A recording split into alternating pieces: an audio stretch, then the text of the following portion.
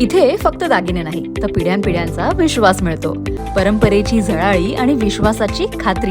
Kailas अडगावकर jewellers, Datta मंदिर bus stop, Nashik road. Pimpalgaon Baswant येथे शुक्रवारी 15 मे रोजी लाचलुचपत प्रतिबंधक विभागाने कारवाई करत पिंपळगाव बसवंत पोलीस ठाण्यातील पोलीस हवालदारास लाच घेताना रंगेहात अटक केली आहे.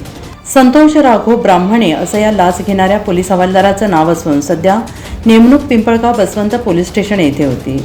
यातील मूळ तक्रारदार आणि त्यांचे कुटुंबातील इतर सदस्य यांच्या विरुद्धची अर्ज चौकशी आरोपी संतोष ब्राह्मणे यांच्याकडे चालू होती. सदर अर्ज चौकशीत यातील मूळ तक्रारदार आणि त्यांच्या कुटुंबातील इतर सदस्य यांना मदत करून त्यांच्या विरोधात कोणतीही कारवाई न करण्याच्या मोबदल्यात आरोपी लोकसेवक संतोष ब्राह्मणे यांनी यातील मूळ तक्रारदार यांच्याकडे 5,000 रुपयांची लाचेची मागणी केली होती.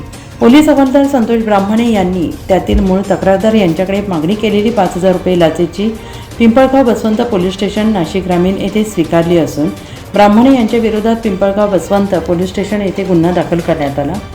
एसीबीचे पोलीस अधीक्षक भारत तांगडे, अप्पर पोलीस अधीक्षक माधव रेड्डी, सुनील दोरगे यांच्या मार्गदर्शनाखाली सापळा अधिकारी संतोष पैलकर, एसीबी पोलीस उपअधीक्षक श्रीमती रुपाली खांडवी, एसीबी पोलीस निरीक्षक पोलीस हवालदार गणेश निंबाळकर, प्रमोद चव्हाणके, विनोद पवार यांच्या पथकाने ही कारवाई केली आहे.